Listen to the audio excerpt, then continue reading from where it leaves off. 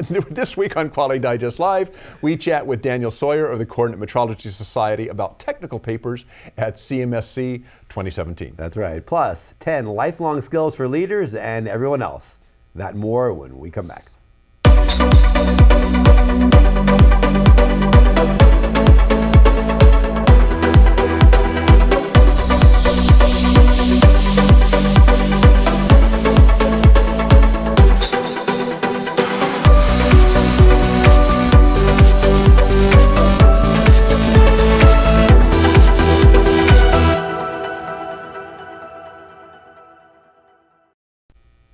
Welcome back to Quality Digest Live for April 14th, 2017. QDL is your weekly look at who and what is making the news in the world of quality. I'm Dirk Ducharme, Editor-in-Chief of Quality Digest. Yes, that he is, and I'm Quality Digest publisher, Mike Richmond. Well, we're going to start the show this week with a story from the SAE Institute about kids and STEM education. Now, we should clarify this because I was actually confused by this myself. This SAE is not the Society for Automotive Engineers. It's not that one. Right. This organization that we're talking about here, they were originally known as the School of Audio Engineering, but they've since branched out to provide education in a variety of practical disciplines offered at several campuses around the world. They're actually a pretty big organization.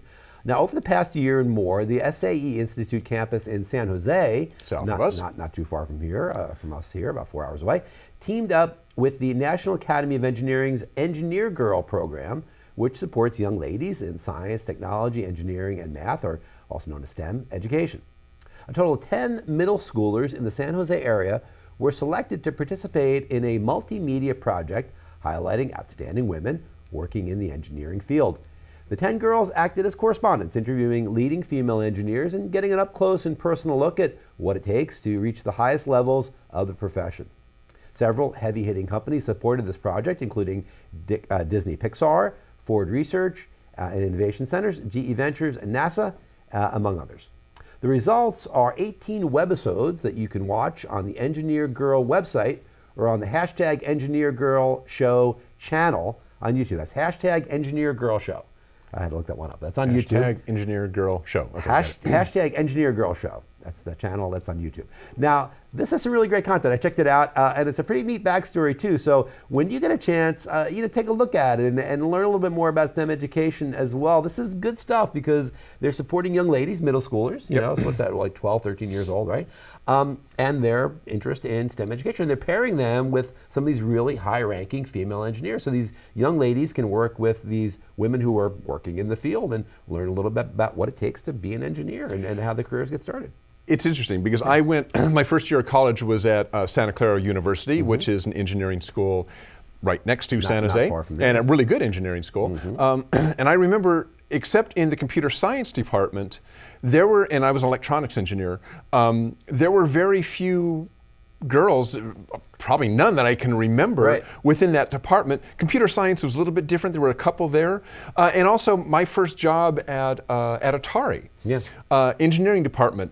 I remember there was one female engineer. Well, it was just kind of like, oh, well, you're an engineer? Yeah. Yeah. Well, that's when you were in college and just getting out of college. That exactly. Was like the 1920s. Yeah, exactly. 1930s. This actually wasn't. They had Atari back then. Atari's 90 years old. Yeah, isn't that amazing? Wow. This was a 75, 76. 76. Something like that. That's right. But it's changed a lot. Oh yeah.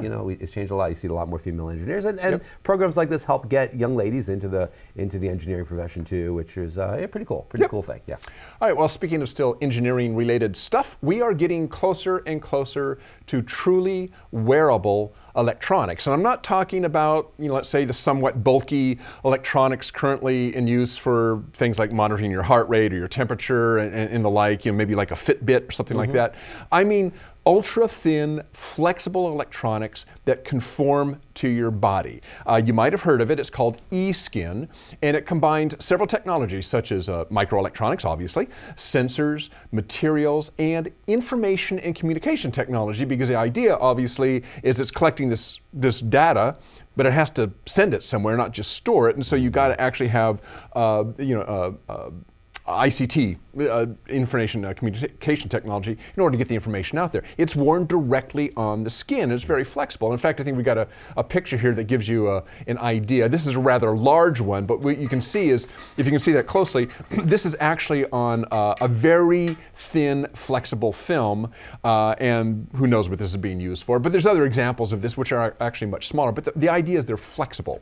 Now, according to Frost and Sullivan, eSkin is quickly establishing its huge utility in the healthcare industry for, what else? Monitoring and medical applications such as measuring and sensing your body's activities in an unobtrusive way. Frost and Sullivan forecast that in just a few years, this technology will, one, replace bulky testing and medical diagnostic devices such as you see today, power new applications, non-medical applications like smart lighting and smart touch displays, and this one, for our industry, particularly interesting, allow robots to be deployed in hazardous areas where humans cannot reach and gather analytical data. And this is kind of a biggie for us, I think, because as clever as robots are, being able to touch and understand what they are touching, interpret what they are touching, and how hard they are touching is critical if they are going to take over more and more human tasks, or work, in particular, work alongside humans. So this idea of a sense of touch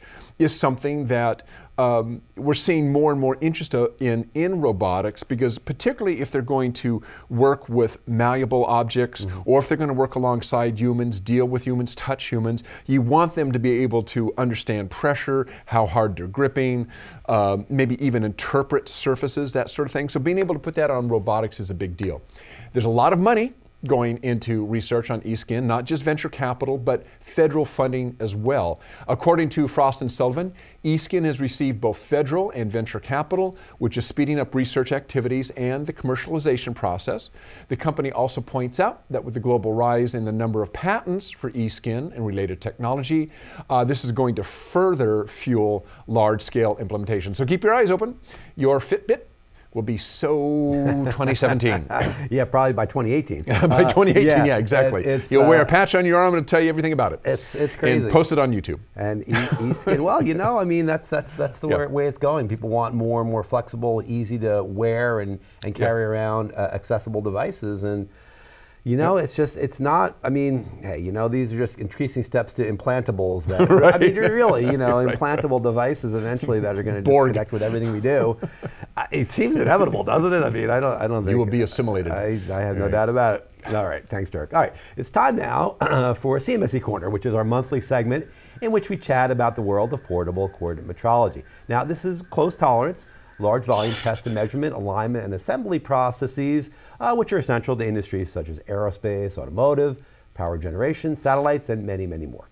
Well, today we're joined by Daniel Sawyer, and Daniel is the group leader of the Dimensional Metrology Group at NIST. He also acts as the liaison to presenters of white papers at the Coordinate Metrology Society's annual conference. So, Daniel Sawyer, welcome to the show. Hey, hi, Mike and Dirk. Very, very nice to be here with you. Well, thanks for joining us as well, Daniel. We're happy to talk to you today. Well, let's start off with maybe some general information about the technical papers that I mentioned. What kind of research projects do these generally cover? For example, what kind of papers were presented last year at CMSC?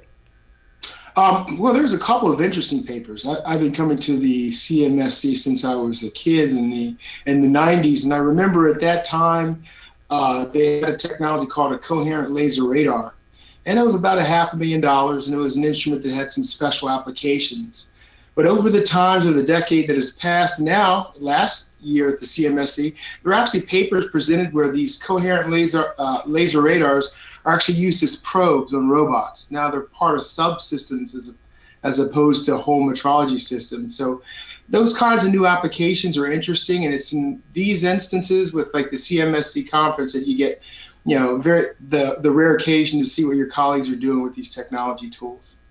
And Dan, I also understand that, and have seen myself, that very often these aren't just technology papers. How does this, how does this technology work? But very often they're kind of application specific, right? Kind of case studies on how a particular technology was used to solve a problem. Yeah.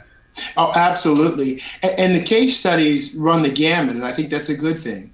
You look at case studies for automation to improve manufacturing efficiency, but also what's becoming more and more popular, these instruments are being used by archivists to capture the 3D content of national treasures like artifacts in museums for historical preservation.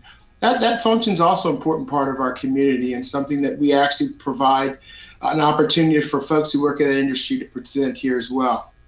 And how do you guys go about selecting the papers for the conference each year? We have a team that's part of the EC. There's 3 of us, and we take all the papers, we review all the abstracts, and we send them to the EC community. And folks look at it for the technical content. We do try to focus on knowledge transfer and stay away from commercial papers as best as we can. There's lots of opportunities for the manufacturers of these instruments to talk to the potential customers at their booth, but we really are concentrating on educating the folks who are in this industry to really add value to the businesses that they work in. And you mentioned the EC, that's the executive committee for those that don't know. They're really the steering committee of the Coordinated Metrology Society, the folks behind the CMSC. And I believe that now the EC has now accepted all the abstracts for the year. So what, if you can, maybe give us some highlights from some of the projects that folks will see at CMSC 2017? Well, I want to provide a simple caveat. All of the papers I think this year are great. So I'll talk about a couple in particular. I don't want any of the people who spent their time putting together some content for this conference to be upset. But I am looking forward to a particular paper that describes measuring as-built components on the International Space Station.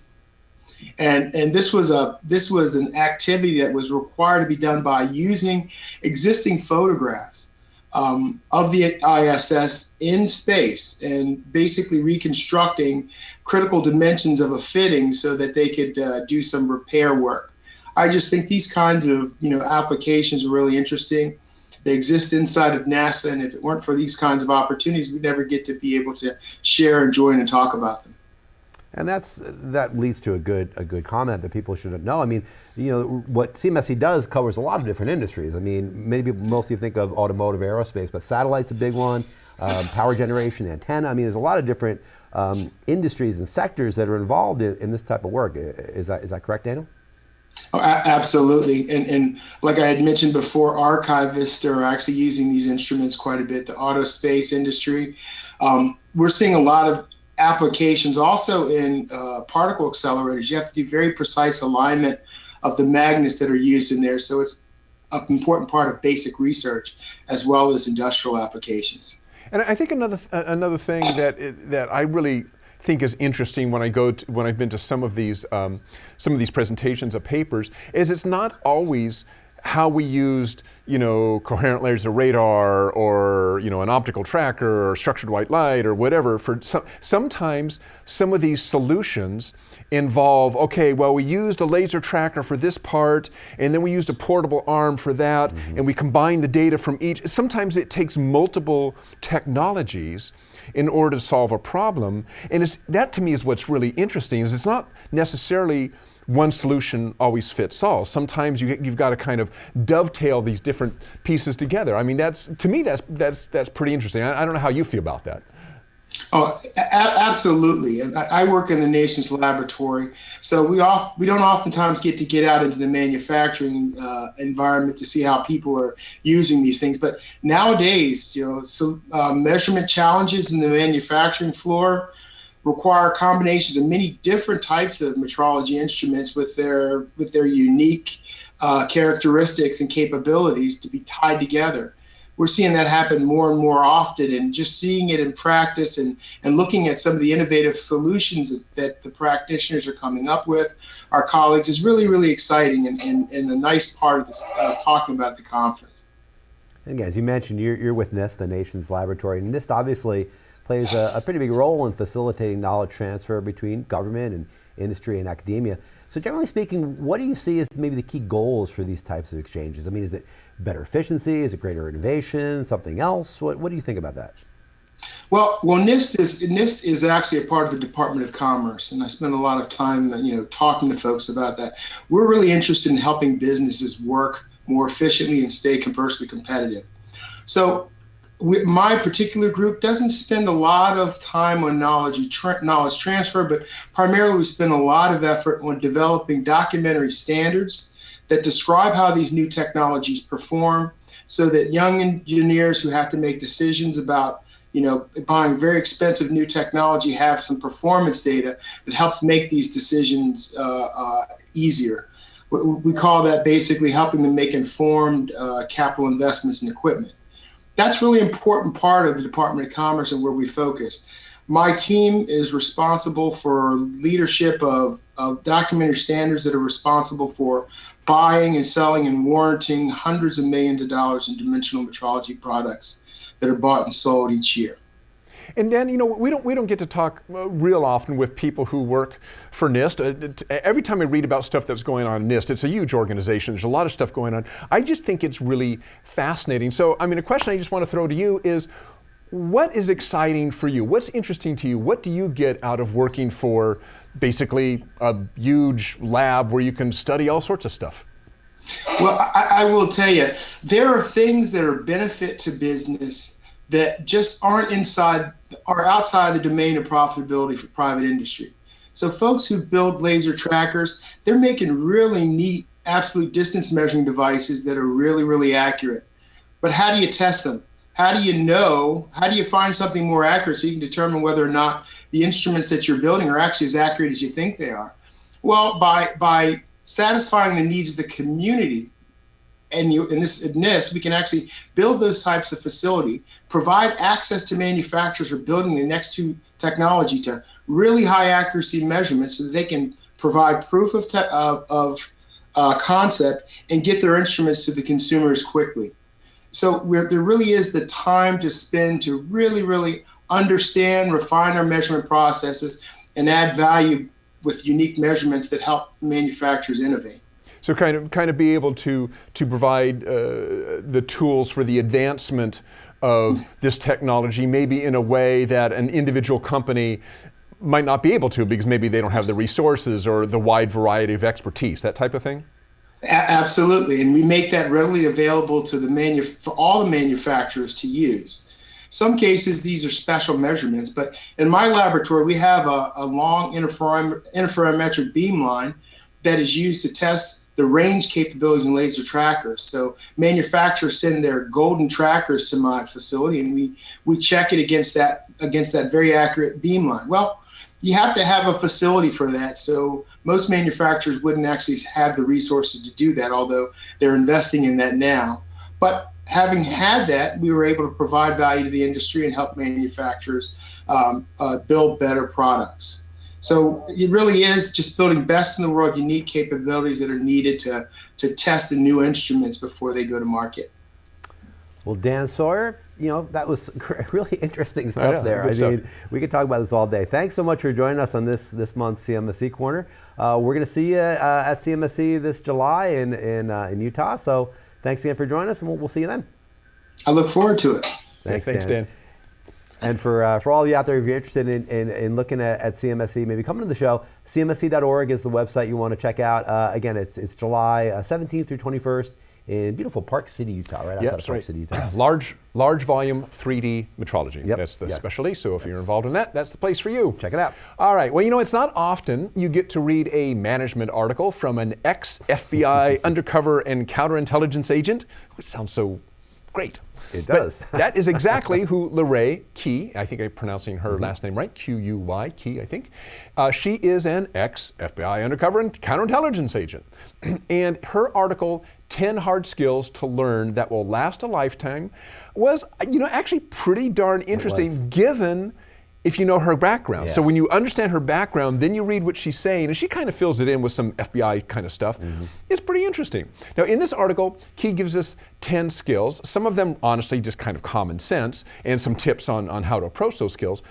Like I said, they're pretty common sense, most of them, but at least there's some common ones that you would probably recognize. For instance, have the confidence to fail. Okay, well, that's We talk about that a lot. Stretch toward peak performance. Okay, well, we know that. Manage time wisely. Okay, well, those are kind of 3 examples of things that she gives that are pretty common.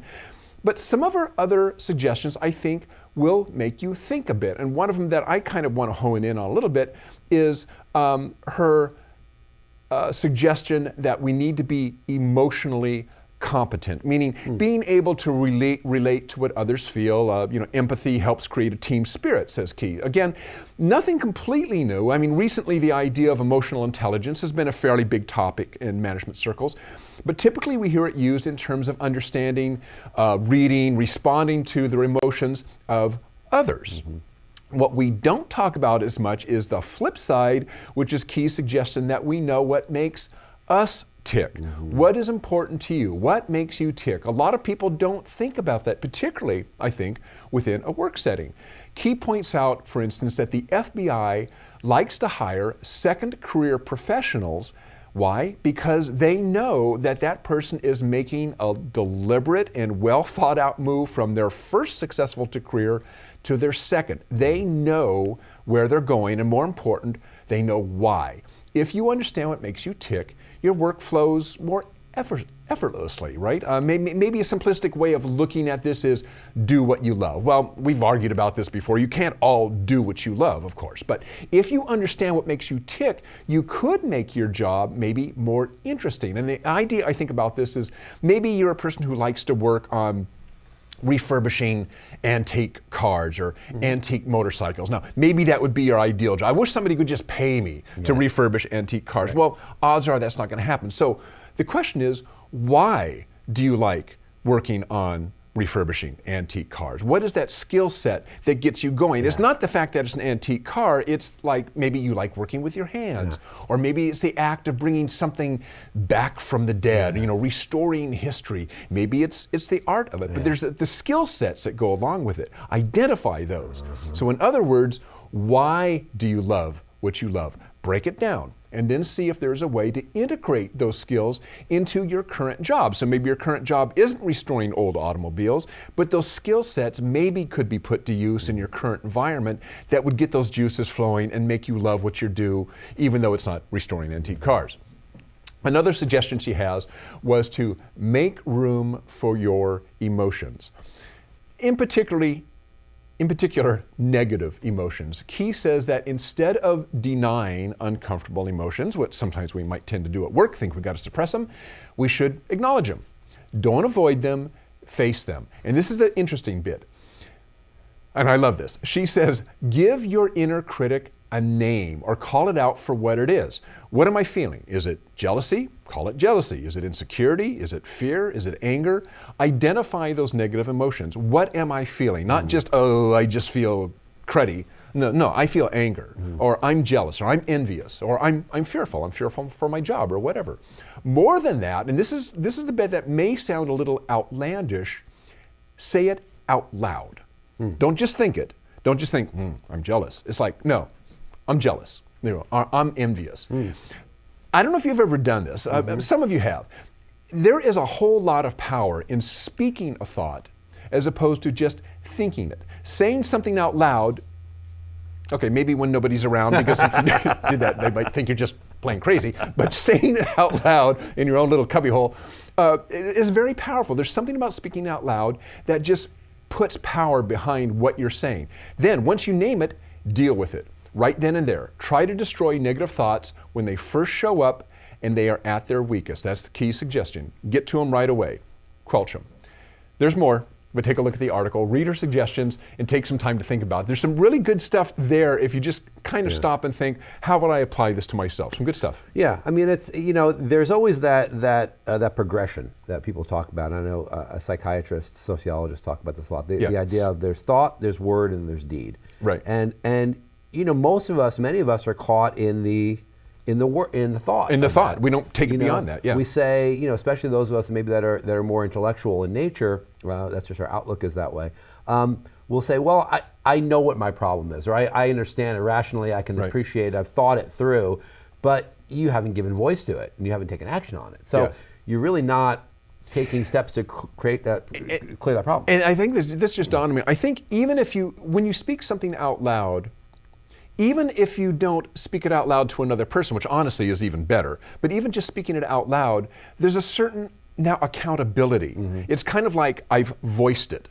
Now it's not a secret. Even if you haven't voiced it to somebody, the very act of speaking somehow gives weight to the thought, and it's kind of, that makes it easy. Now that it has weight, it makes it easier now to take action. I've named it, I've spoken it, I've said it out loud, even better, I've said it to somebody. Mike, I'm angry. Right.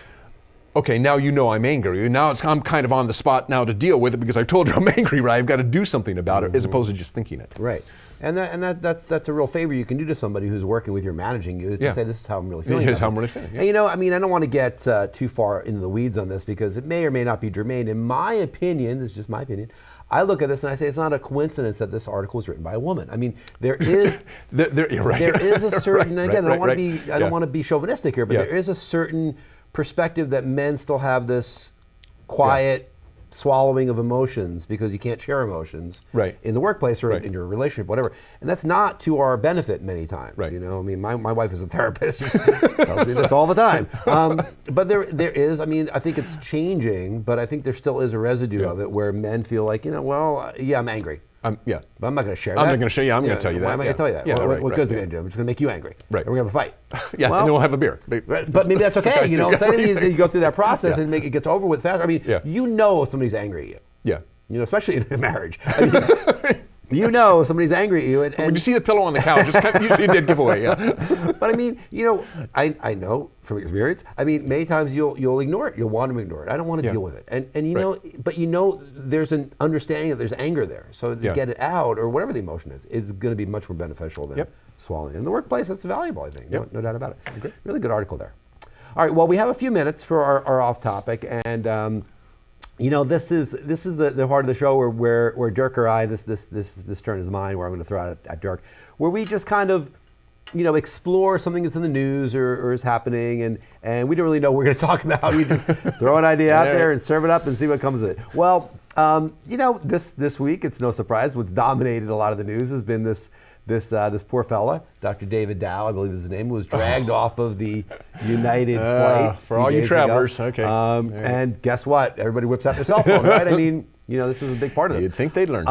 You know, and I mean, the idea here is that I wanted to explore with you is this idea of customer service in this era we're in now, which is one where everybody's got a cell phone and everybody's got immediate access to a megaphone where they can express displeasure with things.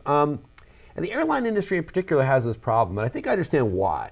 I mean, to me, I understand why. And this is something that Annette Franz talks about a lot in her writing with us, is this idea that you have to consider your employees as part of your customer base. You have to kind of make them happy too, so they can make your customers happy, your paying customers happy. And I think that in the airline industry, they have a problem with this, because I think that there's so much pressure on those employees because they overbook every freaking flight, we know that, and it's stressful, and that situation obviously was stressful before the people got on the plane to drag him off. And the employees, you can tell, were stressed. And probably not just the guys, the burly guys dragging off. I'm sure the gate agents were stressed at the gate. So it's like, the question to you is, you know, how do you, in a customer-facing environment, deal with the frustrations of your employees and understand that you have to serve your customers on both ends of that equation a little bit better?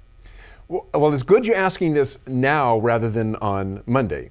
Because finally, the CEO, Oscar Munoz, CEO of United, finally, a little late. And this isn't just United. I mean, this is true. This is in the airline industry in many industries. Let's use this as an example.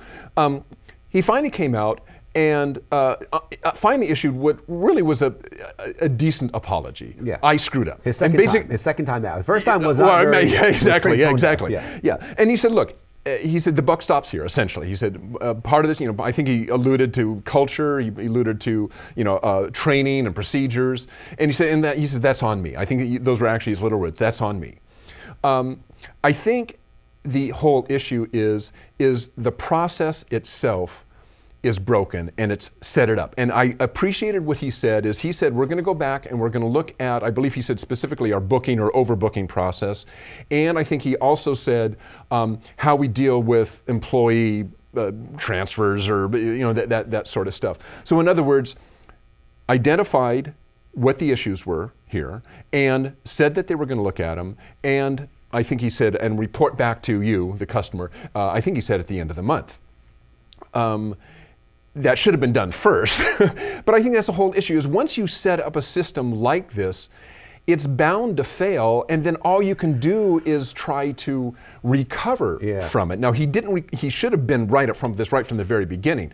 But the problem is that the system was set up to fail. Well, it was set up to fail. This is Deming all over. I mean, it's like, obviously if you have problems with quality or with customer service, it's a systemic problem in almost all cases. And overbooking is, if you just think about the premise behind overbooking, it's based on everything not working. And for overbooking to work, a bunch of other stuff have to break. People have to not show up. People have to not accept incentives. It's set up to break. It's also a statistical analysis that tells you that you can relatively carefully break. I actually had an idea with this. I think that, to me, the problem with airlines in particular, I know we got to go pretty quickly, but I think the problem with the airlines in particular is that they're publicly traded. And I think the shareholder pressure on what is an evaporating margin is not for the benefit of anybody, for the companies or for the customers or the employees. What I think would be a much better way is, I don't know if maybe Elon Musk should do this. I don't know, are there any privately held airlines? Oh, I don't know. And you could have like if I had $5 billion, $1 billion. You could have a privately held airline in which the only shareholders were the employees. Kind of like the UPS model, where there's not stock that's out there, but employees are compensated with stock, with dividends. So the success of the company is shared by all the employees. Or would that not work? Or you do what Costco CEO did, is basically tell the shareholders, I'm going to do it my way. Yeah. I'm going to take lesser margins. Yep. Stock's not going to go up as much, but we're going to have happy customers, and in the long term, happy employees. Happy employees and happy customers. Exactly. Yeah. And in the long term, completely different model than, let's say, Walmart. Absolutely. And people screamed and yelled, but he stuck to his guns. He said, no, this is the way we're going to do it. We're going to take lower margins. We're going to pay people higher, and too bad. And Costco does fine. Well, the airline industry needs a revolution. I mean, it's pretty clear the airline industry in particular needs a revolution in the way it deals with employees, with its customers, with its shareholders, with its organizational structure in a whole. And I don't know what the answer is, but it's got to change in one way or another. So, all right. There you go. Good job, Dirk, on off script. You'll throw it at me. Good thing I read the newspaper. That's right. Or one of those things. All right. I'm sure the news was totally true. Unbiased. Okay. Totally true and unbiased. All right. Well, that is it for today's show. Thanks to Daniel Sawyer from NIST for joining us this week. And thanks to all of you for joining us. And we will see you next week. We should say that we're planning a pretty interesting show next week. Oh, that's right. So keep an eye for that. We're going to have Mike McLean with us. One of the from framers Australia, of Australia. From down under. We're going to be talking a little bit about standards. ISO 9000. Well, the high-level structure of ISO 9001 and some of the implications of that, and some ways that perhaps it's being used improperly. We may have some disagreement over that, but we'll talk about that. Yes, that's going to be an interesting show. We're going to do a special segment with Michael on the show next week. So tune in for that, and we'll give you an opportunity to ask us some questions too, to queue up a couple of questions where you can ask Mike some questions you have maybe as a user of ISO standards. Yeah, if you've got questions about the high-level structure and how it's used or how it shouldn't be used, send them to us. Yeah, send them to us at QDL@qualitydigest.com, and we'll get them on the air for you. We'll have Mike here next week, so tune in for that. And of course, on Monday, we'll have another big week of Quality Digest newsletter for you, so come up then. You guys all have a great weekend, good holiday weekend, and we'll see you then.